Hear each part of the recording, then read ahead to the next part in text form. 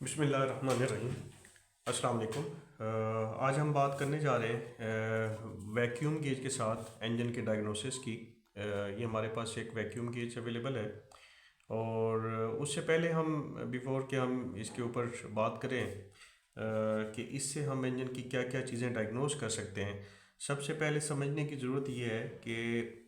Vacuum है क्या चीज़ और जो एटमॉस्फेरिक प्रेशर होता है वो क्या चीज़ है, और जब हम कहते हैं कि इंजन वैक्यूम बिल्ड कर रहा है तो उसका मतलब क्या है। हमें स्कैनर के अंदर मैनीफोल्ड एब्सलूट प्रेशर भी नज़र आ रहा होता है और कुछ स्कैनर्स आपको रिलेटिव प्रेशर भी नज़र दिखाते हैं। तो सबसे पहले हम उस पर बात कर लेते हैं कि जो आपका एब्सलूट प्रेशर है उसका रेफरेंस लिया जाता है कि ज़ीरो प्रेशर के साथ, कि आप ज़ीरो से मेजर कर रहे होते हैं कि आपका प्रेशर कितना है। जब आप ज़ीरो के रेफरेंस के साथ उसको मेजर करते हैं तो आप कहते हैं कि ये एब्सलूट प्रेशर है। तो जो स्टैंडर्ड सी लेवल के ऊपर, फॉर एग्जांपल पाकिस्तान के अंदर कराची के अंदर जो सी लेवल है कि वो सतह समंदर के पास आप वहाँ पे ऑपरेट कर रहे होते हैं गाड़ी को, तो वहाँ पे अगर हम एब्सलूट प्रेशर देखें तो सतह समंदर पे हमेशा 14.7 psi या उसको 101.325 kPa किलो पास्कल हम कहते हैं, या उसको 29.92 इंच ऑफ मरकरी। INHG का मतलब ये है, IN stand for inch, HG mercury, कि inch of mercury 29.92 inch of mercury, ये कराची का एटमॉस्फेयर प्रेशर है। अगर हम कोई गेज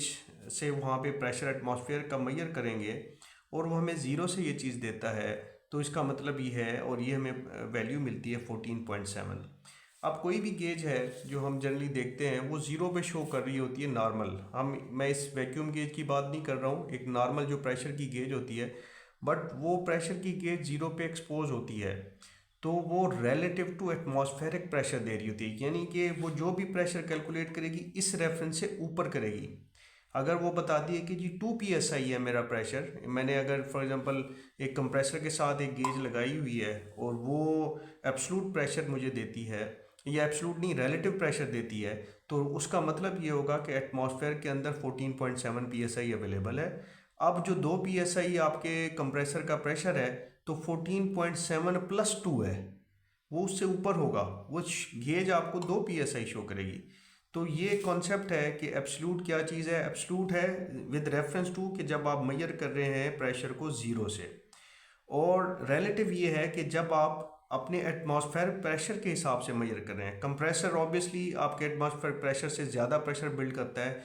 टायरों में जनरली 30 psi हम कर रहे हैं, तो अगर हम उसकी 30 psi, वो रिलेटिव प्रेशर है, वो with reference to atmosphere pressure है। अगर मैं उसको एब्सलूट के हिसाब से चेक करूंगा तो वो 30 प्लस 14.7 psi होगा, यानी कि 44.7 psi एक्चुअली आपके टायर के अंदर होगा।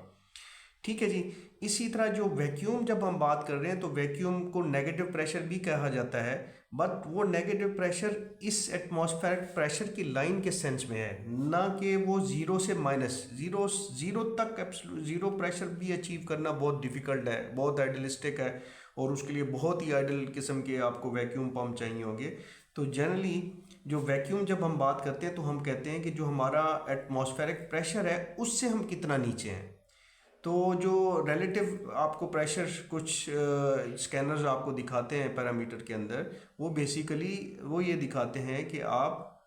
यहाँ से कितना है। जो आपका मैप सेंसर होता है, मैनीफोल्ड एब्सलूट प्रेशर सेंसर, वो आपको एब्सलूट प्रेशर शो करेगा। वो ये शो करेगा कि गाड़ी का जो इंजन है, जो कि वैक्यूम उसके अंदर बिल्डअप हुआ होता है जब वो रन कर रहा होता है, आइडल आरपीएम के ऊपर है, थ्रॉटल उसकी बंद है उस वक्त, तो वो अगर कोई प्रेशर शो कर रहा है तो एब्सलूट प्रेशर वो ज़ीरो के रेफरेंस से शो कर रहा है, ना कि इधर के रेफरेंस से।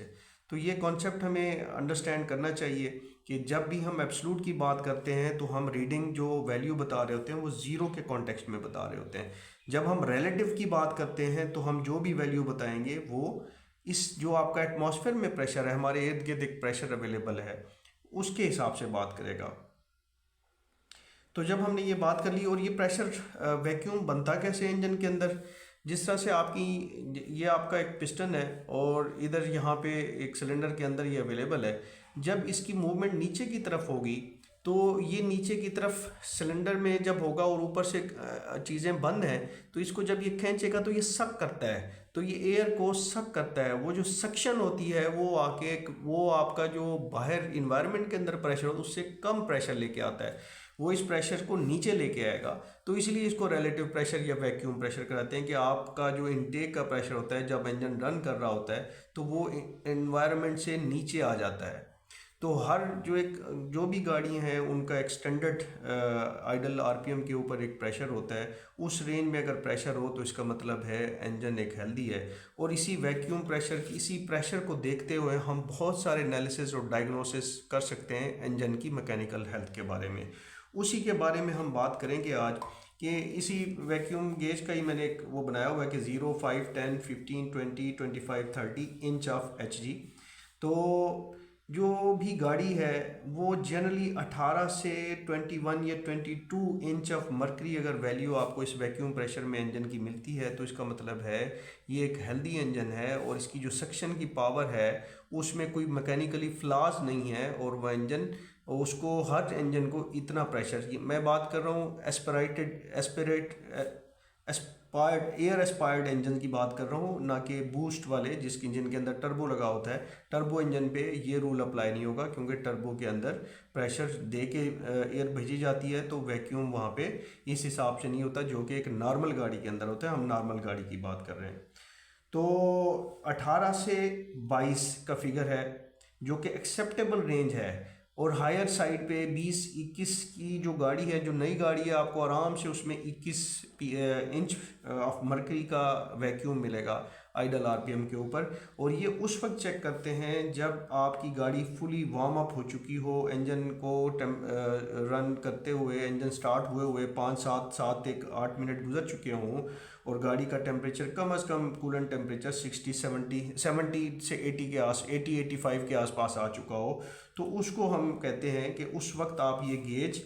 इसकी ये होस आप इनटेक मैनिफोल्ड से डायरेक्टली अटैच करेंगे। अब कहाँ से अटैच कर सकते हैं, तो मैनिफोल्ड से जो है ना मुख्तलिफ सिस्टम्स को एयर के लिए होजेस लगी हैं, कनेक्टेड होती हैं। एक पीसीवी वैल्व की होज होती है, जनरली वो होज बड़ी एक्सेसिबल होती है, उसको उस होज को पीसीवी वैल्व से रिमूव करते हैं, पीसीवी वैल्व को अंदर लगा रहने देते हैं इंजन के ऊपर और उस होज के साथ इसको कनेक्ट कर देते हैं। या इसी तरह से एक होज जो ई वैप से इनटेक मैनिफोल्ड की तरफ जा रही होती है उसको भी आप या तो इनटेक से रिमूव कर सकते हैं या ई वैप वैल्व से आप रिमूव कर सकते हैं और इस होज को इस गेज की होज को उसके साथ कनेक्ट कर सकते हैं। इसी तरह से ब्रेक बूस्टर की एक होज इनटेक से ब्रेक बूस्टर को जा रही होती है। ब्रेक बूस्टर वाली होज जनरली बड़ी होती है तो इस गेज के साथ आपको फिर अडेप्टेशन यूज़ करनी पड़ेगी। तो बेस्ट थिंग इज़ कि जो पीसीवी वैल्व के साथ अटैच है होज उसको पीसीवी से रिमूव करके उस होज को उसके साथ ही लगा लें, या ई वैप। ये दो पोर्ट्स बहुत कॉमनली यूज़ होती हैं इंजन वैक्यूम प्रेशर गेज को लगाने के लिए। मैं पहले एक वीडियो में बता चुका हूँ कि इसको हम मैकेनिकल स्कैनर भी कहते हैं। ये इंजन का मैकेनिकल स्कैनर है। जब स्कैनर्स नहीं होते थे, जब गाड़ियों के अंदर कंप्यूटर नहीं थे, तो ये गेज इस्तेमाल होती रही हैं। पाकिस्तान में भी होती रही होंगी यकीनन, बट बहुत कम इस्तेमाल होती हैं, लेकिन वर्ल्ड ओवर ये गेजेस बहुत क्लासिकल इस्तेमाल होती हैं, यूज़ होती हैं। तो अब हमने ये अंडरस्टैंड कर लिया कि एब्सोल्यूट प्रेशर क्या है, वैक्यूम प्रेशर क्या है और इंजन वैक्यूम क्रिएट कैसे करता है। जब पिस्टन नीचे आएगा तो उसने एयर को सक करना है। एयर एंट्री जब होती है तो ऑब्वियसली इसी तरह से जैसे सिरिंज को आप नीचे की तरफ खींचते हैं तो उसके अंदर एक वैक्यूम बिल्डअप होता है। अब हम आ जाते हैं, बात करते हैं इसकी कि इससे हम डायग्नोज क्या कर सकते हैं। सबसे पहले चीज़ ये है कि आपने कनेक्ट की होज को अपने इंजन के साथ, इंजन फुली वार्म्ड अप है और आपने होज को कनेक्ट कर लिया। तो आपको अगर प्रेशर मिलता है या 18 मैं अगर या 20-21 तक, इनके बीच में कहीं पे भी आपको नीडल इसी तरह से स्टेडी, हम कहते हैं कि नीडल मूव नहीं कर रही, आपने उसको कनेक्ट किया, उसने स्टेबल होने के बाद यहाँ पे स्टॉप हो गई, तो ये स्टॉप ही रहेगी आइडल आरपीएम के ऊपर अनलेस कि आप आरपीएम उसके चेंज करें। तो ये साइन है। अगर आपके पास 18 से 21-22 इंच ऑफ मर्करी आता है तो इसका मतलब ये है कि आपका इंजन बहुत हेल्दी है, मैकेनिकली फिट है और इसके अंदर कोई इश्यूज नहीं है। फिर अगर इसी होज के अंदर आइडल आर्क के अंदर अगर ये नीडल इस तरह से मूव कर रही है, बिल्कुल ही माइनर हार्डली 1 mm के, उसमें ये अपनी सेम वैल्यू, फॉर एग्जांपल ये 20 के ऊपर थी और 20 के ऊपर ये यूं कर रही है, फ्लक्चुएट हम इसको कहते हैं, माइनर फ्लक्चुएशन इसको कहते हैं, इसी जगह के ऊपर, तो इसका मतलब है कि आपके टैपेट्स की जो क्लियरेंस है उसमें इशू है, उस क्लियरेंस को एडजस्टमेंट की रिक्वायरमेंट है, इसको एडजस्ट कराना चाहिए।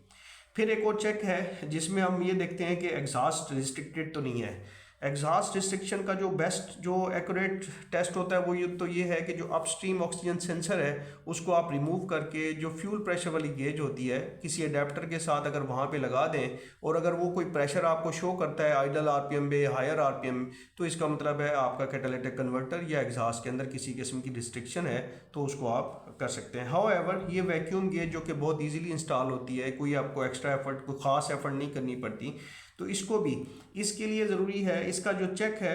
कि आप जब एक्सेलरेटर पैडल को यूं प्रेस करके छोड़ दें फुली ग्राउंड तक, यानी कि जो गाड़ी का फ्लोर है उस तक फुली इस तरह से अचानक सडनली यूं करके आप छोड़ें, तो होना ये चाहिए कि ये नीडल जैसे ही आप प्रेस करेंगे फुली, ये नीडल फ़ौरन जीरो पे आएगी। ये नीडल अपनी 18 या 20 वैल्यू पे अगर पड़ी हुई है आइडल आरपीएम के ऊपर, जैसे ही आप थ्रटल प्रेस करके छोड़ेंगे तो थ्रटल जैसे ही प्रेस होगा आपका एक्सेलरेटर पैडल, आपका फ्लैपर खुलेगा और ये फ़ौरन नीडल जीरो पे आके ये फिर यहाँ पे यूं थोड़ा सा फ्लक्चुएट करेगी और फिर ये ऊपर आगे थोड़ा सा आगे जाएगी और फिर वापस उसी वैल्यू पे आ जाएगी। अगर ये जब आप एक्सेलरेटर पैडल को स्नैप करते हैं, ये यहाँ पे पूरा ज़ीरो पे नहीं आती, ये यहाँ पे आके वापस चली जाती है, सॉरी थोड़ा सा पेज, ये यहाँ पे आके वापस चली जाती है, ये यहाँ से यहाँ तक आती है और फिर वापस चली जाती है, ये यहाँ से यहाँ तक आती है फिर वापस चली जाती है। तो इसका मतलब है कि आपकी एग्जॉस्ट के अंदर रिस्ट्रिक्शन है और आपको एग्जॉस्ट को क्लीन करने की ज़रूरत है, या तो आपका कैटालिटिक कन्वर्टर में गड़बड़ है या आपका इनटेक के अंदर। अब किसी जगह पे कुछ गाड़ियों का आइडल आरपीएम के ऊपर अगर आपको इस तरह से मिलता है कि आपकी 21 वैल्यू से भी ऊपर वैल्यू है, 22 है, 23, 4 या 25, 23 से 24 या 22, 23, 4 गाड़ी है, इंजन है पुराना बट वो 22 से भी ऊपर दिखा रहा है, तो इसका मतलब ये है कि आपका या तो इनटेक जो है ना चोक है, बिल्कुल आपकी थ्रॉटल बॉडी चोक है, या आपका एयर फिल्टर टोटली वो एयर को रिस्ट्रिक्ट कर रहा है, जिसकी वजह से जो वैक्यूम बिल्डअप होना चाहिए, जितना होना चाहिए उससे भी ज़्यादा हो रहा है। तो ये निशानी है कि आपकी जो मेन नॉर्मल एक वैल्यू है आइडल आरपीएम के ऊपर वैक्यूम की, अगर उससे वैक्यूम आपका गाड़ी में ज़्यादा आ रहा है तो इसका मतलब ये है कि आपकी रिस्ट्रिक्शन है इनटेक साइड के ऊपर, फिल्टर के अंदर, थ्रॉटल बॉडी के अंदर, व्हाटएवर जो भी आप कह लें। फिर उसके बाद आपका अगर 18 आपका आइडल आरपीएम के ऊपर ये वैल्यू आ रही है एक नॉर्मल इंजन की, नेक्स्ट टाइम वो आता है इंजन और आपको तकरीबन 2 से 3 जो है ना इंच ऑफ मरकरी कम मिलता है, फॉर एग्जांपल 15 से 16 में मिलता है, तो इसमें बड़े ब्राइट चांसेस होते हैं, पर्टिकुलरली जो पुरानी गाड़ियां हैं जिनके अंदर कंप्यूटर नहीं है, तो कि उसकी टाइमिंग जो है ना रिटार्ड होंगी, उनकी टाइमिंग की एडजस्टमेंट की ज़रूरत होती है। इसी तरह कुछ गाड़ियों में अगर आपको मिलता ही 8 से 12 इंच ऑफ मरकरी है, तो बहुत ब्राइट चांसेस हैं कि जो आपका जो टाइमिंग चेन है वो मिस एडजस्ट हुई है, किसी ने काम किया है और उसने उसको मिस एडजस्ट कर दिया है, तो इसकी वजह से आपका वो जो रिक्वायर्ड वैक्यूम है वो बिल्डअप नहीं हो पा रहा, मिल नहीं पा रहा, तो आपको वहाँ पे उस टाइमिंग चेन को चेक करने की ज़रूरत है। और फिर अगर 5 to 6 आपको मिलता है आइडल के ऊपर, तो इसमें बहुत पॉसिबल है कि आपकी जो ना जो इनटेक की गैसकेट है वहाँ पे कोई हैवी लीक है, एयर की लीक है, जो जिसकी वजह से आपका प्रेशर बिल्डअप ही नहीं हो पा रहा, वैक्यूम बिल्डअप ही नहीं हो पा रहा और एयर जाई जा रही है। ऑब्वियसली उसमें फिर आरपीएम के मसले मसाइल भी मिलेंगे, स्टार्टिंग की भी आपको मिलेंगे। फिर आपको इस तरह से अगर आपकी वैल्यू 20 है और आपको फ्लक्चुएशंस इसी तरह की नहीं मिल रही, बल्कि यूं ये हो रही है कि स्टडी पड़ी है या इस तरह से हो रही है, लेकिन साथ में थोड़े से टाइम के बाद ये यूं जाती है, फिर ये वापस आ जाती है और फिर यूं करती है, या स्टडी होती है यूं जाती है, थोड़े से टाइम के बाद, फ्रैक्शन ऑफ सेकंड के बाद एक रिदम होता है उसके अंदर कि 2 से 3 PSI का फ्लक्चुएशन आती है, बट बड़ी रिदमिक और बड़ी study type up and down होता है। तो उसका मतलब ये है कि आपका कोई ना कोई एक सिलेंडर मिस फायर कर रहा है।